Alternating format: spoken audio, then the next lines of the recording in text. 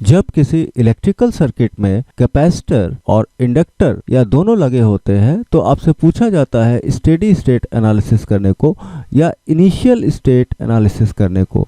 Initial state means t equals 0 पे analysis करने को। तो आइए देखते हैं इसको कैसे करते हैं। देखिए, कैपेसिटर के केस में करंट का जो एक्सप्रेशन होता है वो होता है I equals E by R e to the power minus t by tau C. और इंडक्टर के केस में देखिए करंट का एक्सप्रेशन होता है वो होता है E by R 1 minus e to the power minus t by tau L. अब देखिए, पहले हम कैपेसिटर की बात करेंगे तो यहाँ पर हम दोनों केसेस देखेंगे, एक स्टेडी स्टेट का, दूसरा इनिशियल स्टेट।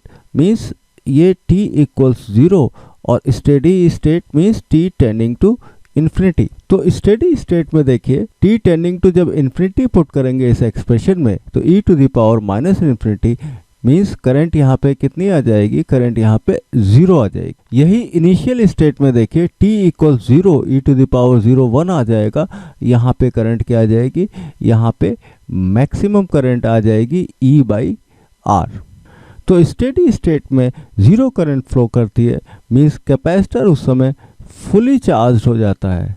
इसका मतलब क्या हुआ, capacitor basically infinite resistance offer करता है। उस केस में अगर हम पोजीशन देखें सर्किट में इसकी क्या होगी, उस केस में अगर हम कैपेसिटर की पोजीशन देखें सर्किट में क्या होगी, तो हम उन दो पॉइंट्स को ओपन सर्किट कर सकते हैं। ओपन सर्किट का मतलब हम मेंटली कैपेसिटर को उन दो पॉइंट से डिस्कनेक्ट कर सकते हैं। फिर ये मानते हुए कि इन दो पॉइंट्स के बीच में कुछ भी कनेक्टेड नहीं है, हम पोटेंशियल डिफरेंस निकाल लेंगे तो वही पोटेंशियल डिफरेंस जो है वो कैपेसिटर के अक्रॉस आ जाएगा।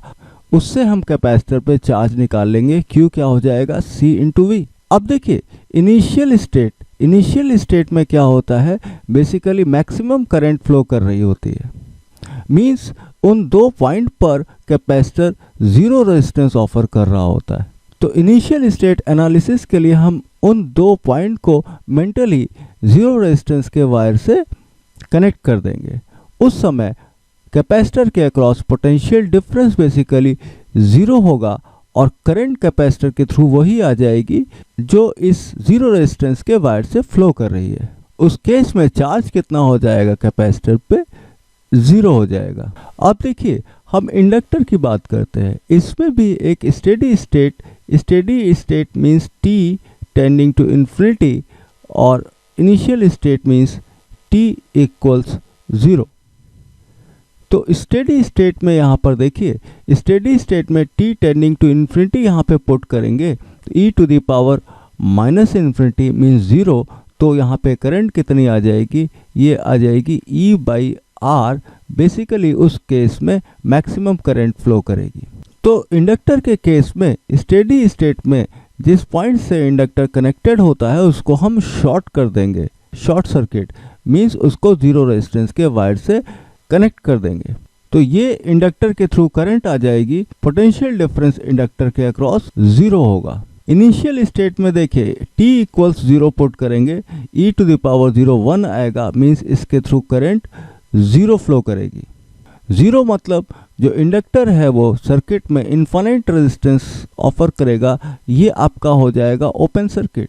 मेंटली इसको हम डिस्कनेक्ट कर देंगे, इसके अक्रॉस पोटेंशियल डिफरेंस निकाल लेंगे, वो इंडक्टर के अक्रॉस पोटेंशियल डिफरेंस हो जाएगा।